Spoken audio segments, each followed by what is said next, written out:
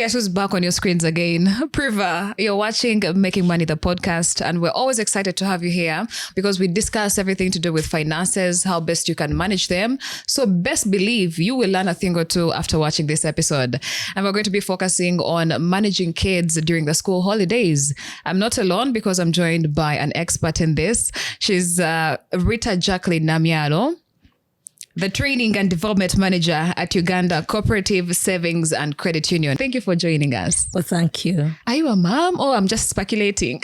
Oh, I am a mother. A mother of 4 biological children. Awesome. And then some 3 taken on. Nice. Sure. Had you ever thought about like adoption or doing that, or it just happened along the way? Not fully adoption, but along the way, I find myself picking on some children. So I'm like, I host them in my house for some time, for some holidays. And for one reason or the other, they stay for years. What's your experience in the Namyalo household with all these children around? Well, at first, I am not a fan of children per se. But as part of ministry, I think, and then as I grow in terms of career, I find myself enjoying it along the way. So that possibly speaks into how I bring other children on board. I am really very passionate about the livelihoods of children. So I am like, well, why is this one suffering this way? This one is going through this and the other. So I find myself bringing on board some other children. Yeah, in the mix. Who possibly might not be my biological, but I find because I'm passionate, I'm like, well, we can have better welfare if possibly I brought them on board. You're actually doing the Lord's work, eh? Because you never know what those kids are going to be like later on in the future. So in Uganda, as we speak, a couple of schools, especially private schools, have gotten their holidays. Sure. And I think the government schools are breaking off anytime soon. Yeah. How do you manage to make sure the bills during the school holidays are not overwhelming you? Oh, well, thank you for that experience. In the first place, I have trained first myself to do personal financial management. So away from training it, because I've been training this for the last 19 years. Wow. So I've been in the space for that time, but I've been doing financial literacy at different levels. So at a certain point, I had to question myself, at what point will this really begin to work in my life? So until, because at that time, I was beginning to get challenges with bills, managing this and the other, and balancing life here and there. So I was like, I think the experiences I'm sharing in financial literacy should begin to act and work in my house. So in the first place, what I did is personally, I learned to manage myself, live within limits. And I have passed that on to all children in within my care. One, I am like, it is part of the orientation when somebody walks into my house. In the first place, I am like, these are bills we are managing. If we spent so much on this, we won't be able to take care of you in this regard. So for instance, the last one I had, who has just had completed her O-levels. I brought her in as a maid. Yes. And this is a girl who had sat for her primary leaving exams, and she had 7 aggregates. Little did I know. So as we possibly gotten into relating, I was like, well, how many did you get? Then she told me, I got 7. I was like, wow, this girl has a whole 7. She comes all the far from Busana, Kayonga district. Yeah. And then I'm like, she performed quite well, much better than even my son, who was in a first-class school, I should say. So I said, no, this girl deserves better than this. So I discussed with her, would you want to continue with school? She was like, Mommy, very much so. Yeah. So I had to look around for a school. So I took her back to school. So 4 years now down the road, she's completed her O-levels. Oh, wow. And we are looking up to going for A-level. But one thing that possibly has helped us that much in the house, I usually do an orientation. I am like, we are not that rich. We are not the other notch in terms of incomes, but the little we have, we can minimize, we can maximize on whatever there is. So in terms of power usage, in terms of water, in terms of everything. So I am like, they are just too used and accustomed to certain things, which is now like, like behavior, part of Yes. behavior. So you do not find that much waste in my house. I have trained them that actually one will take care, will watch the other about a waste. This one has put on a light where possibly they are not, where they are not using. Somebody is sleeping, but the light is on. So somehow it has become part of culture in the house. Yes. Oh, yes. I know for the biggest holiday in Uganda, that is after the third term, Sure. kids and parents always have like about maybe 2 months to just Oh, be sure, together. So sure. not much expenditure. How then do you draw a financial plan for school fees? Because 2 months may seem a lot of time, but 8 weeks can be quite little for you to plan for school fees for the next. Of course, this is not a new phenomena in our case. Of course, we have lived with these children and we have seen them advance in terms of requirement and in terms of school fees requirement, basically. And when you look at on average, if you have to part with 10 million per term, Yes. it is not something very small. But then we have learned on working along that. Of course, I should say I am blessed. My husband is equally supportive. Whether I have brought in some children in the house, we of course I discuss it with him, and then we agree on which levels of schools or kind of schools we could take them to.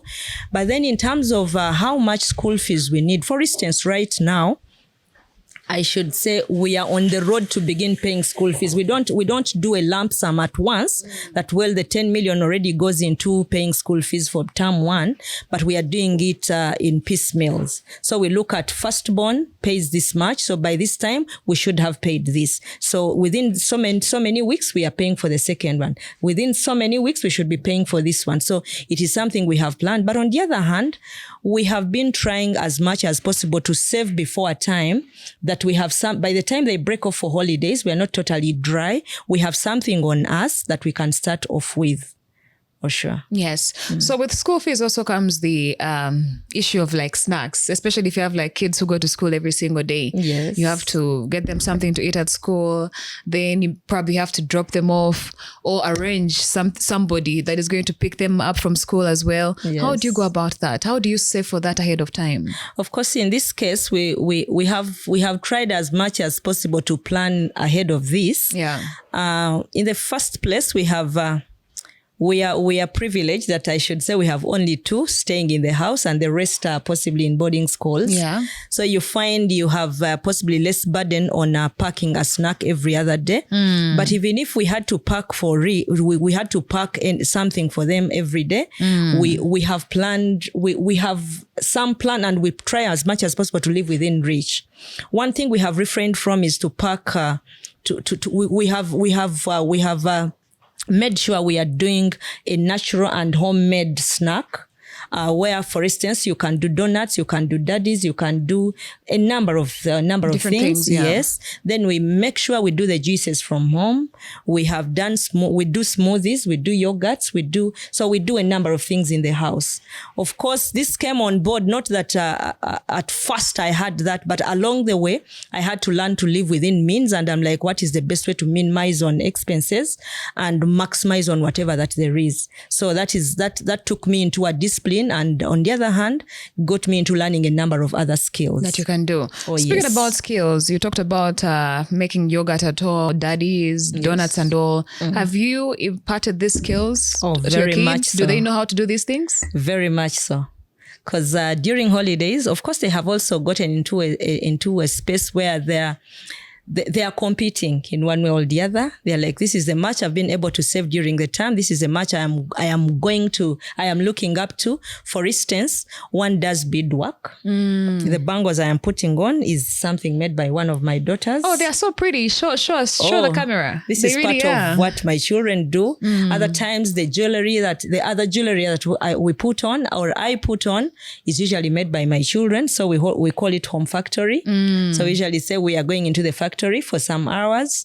But of course, I also learned that skill at a certain point when I was taking my maternity leave. And as looking at all that time I was going to spend home. And I'm like, well, what am I going to spend all this time doing? I went out to learn that skill and it took me too short a time and it wasn't that expensive to learn. Yeah. But it is something that has added something onto my my cash flows.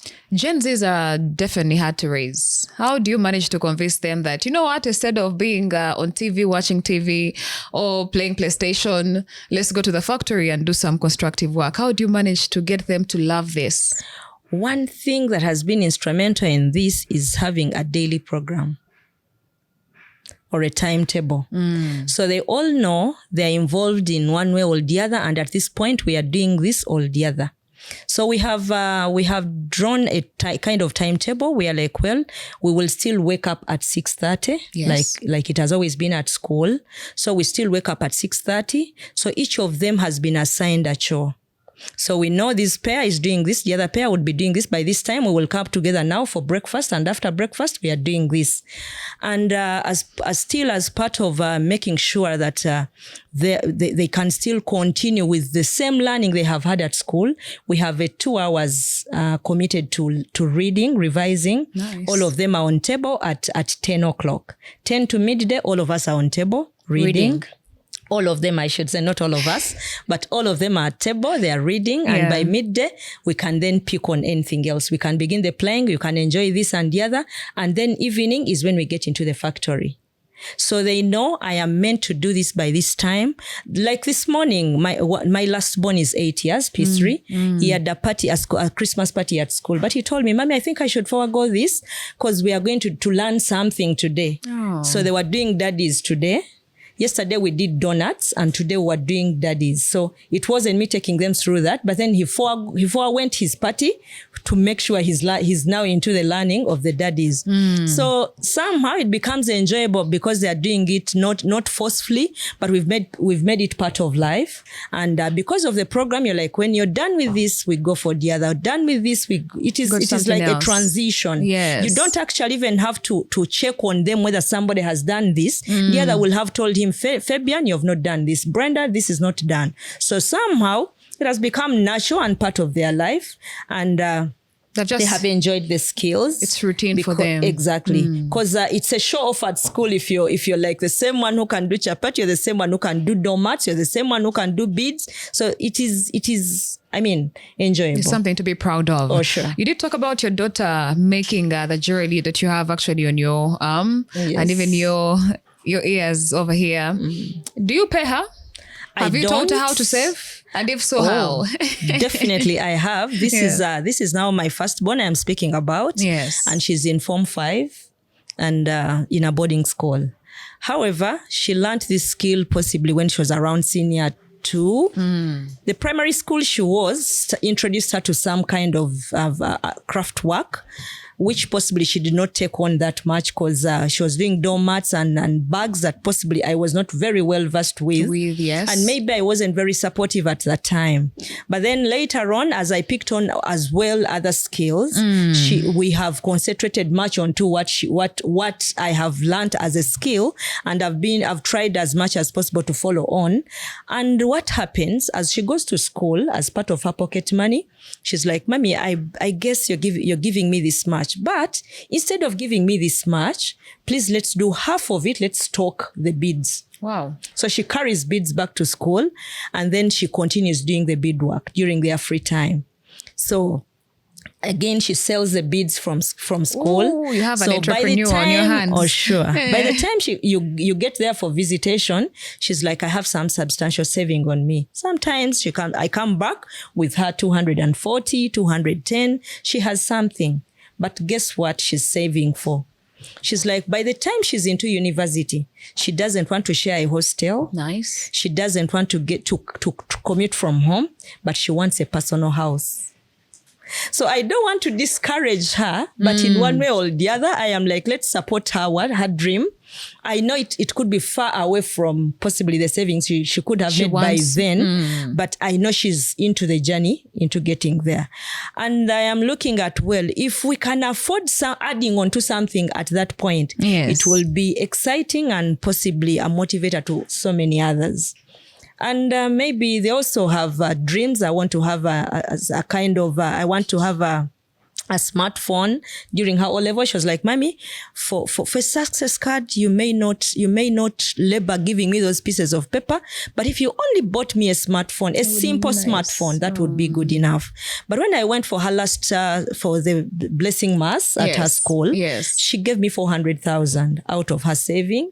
And I was like, I cannot fail to buy her a phone because honestly, she has sacrificed to be able to do this. If anything, so of course, children, yes, she has contributed. Children have desires. Sometimes we have suffocated them, but then I just have a feel that we need some, in one way or the other to be flexible and support them to see them through. To see them thrive. Sure. Okay, let's talk about young people who are hoping to start families.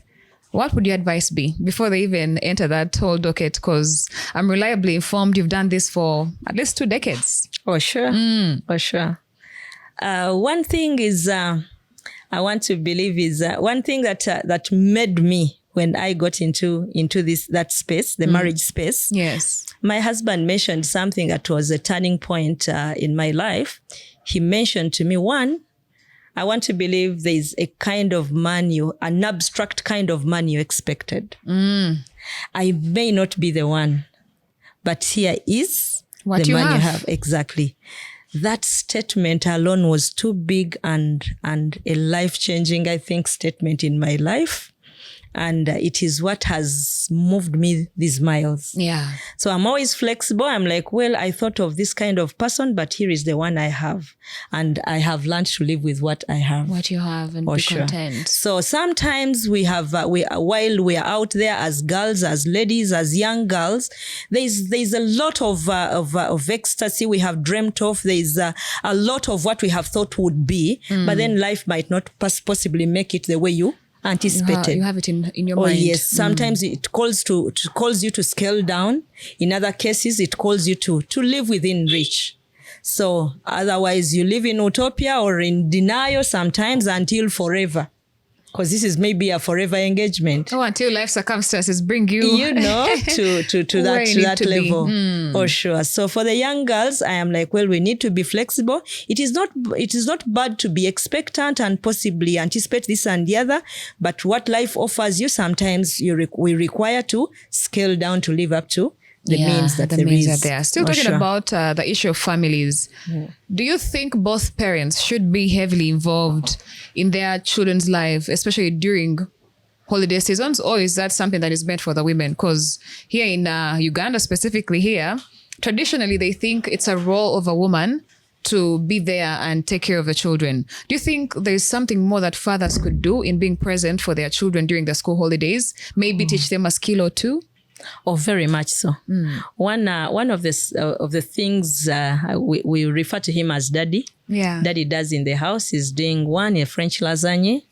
Then the other thing is doing American pancakes with the children. So whenever he comes in, he's like, wow, milkshake, French lasagne, American pancakes. So they know he's coming in for that. Yeah. So it is something he has taught them, and they somehow there's a level at which they were seeing him, and this brings him closer to them. Bridge and in the a gap. way, exactly, bridges a gap, and they are able to share experiences, and they are able to open up on 1, 2, 3 things. On the other hand, I want to say my schedules sometimes are much busier than his. But then sometimes when he comes back earlier, it is him to follow up on how much were you able to do.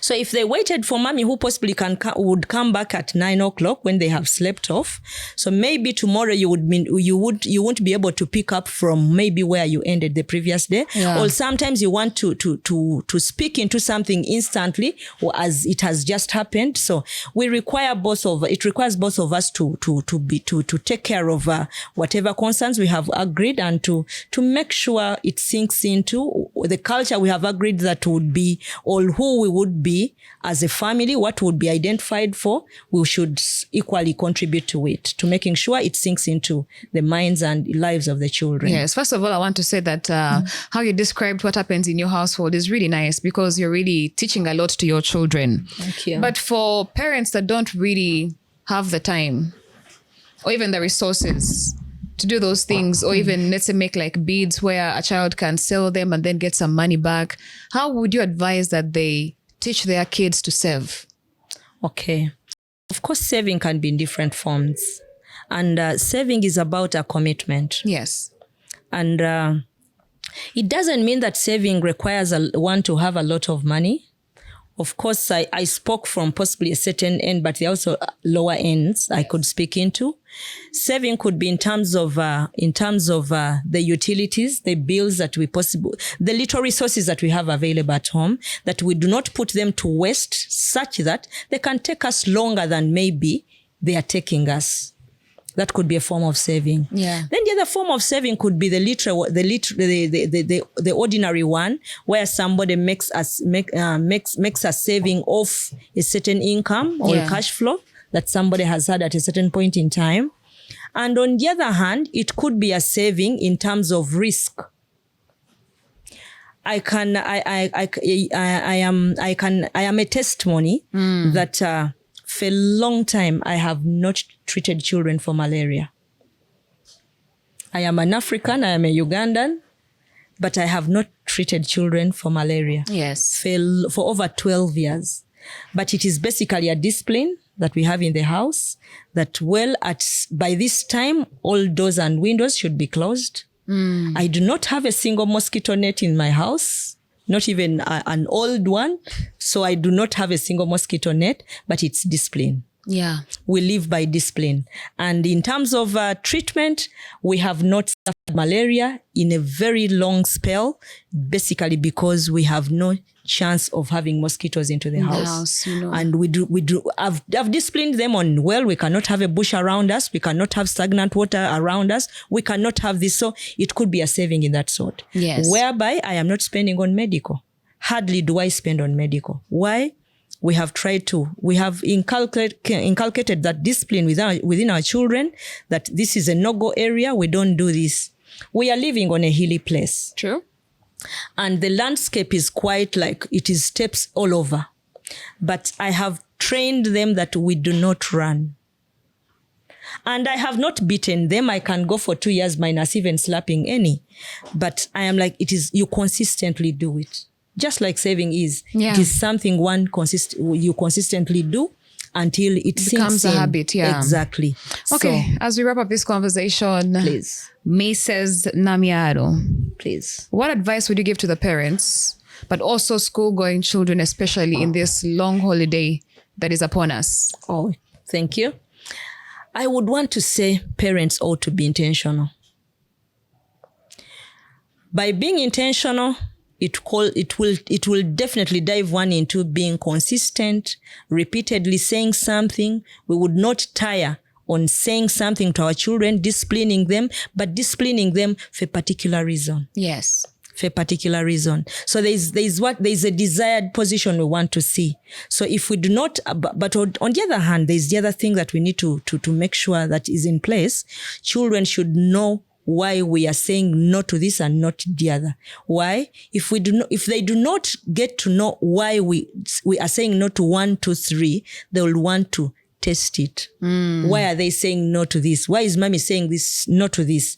So we need to tell them the repercussion, the resultant experience, such that by the time, even when I am away, they will tell the other, please don't do this because this is likely to happen to you. Yes. So parents, do not tire on speaking to the children, mentor them, nurture, and be close to them. Thank you so much for making time today. Please. I can't stress enough how parents have to be intentional and make sure that they are living their lives, not for their children per se, 100%, Yes. but make sure you're raising right thinking people of our society. For sure. All right. We'll be returning with another exciting episode, but I've been talking to Rita Jacqueline Namyaro. She's the Training and Development Manager at Uganda Cooperative Savings and Credit Union. Thank you for watching Making Money, the podcast. We will see you another time. Until then, God bless.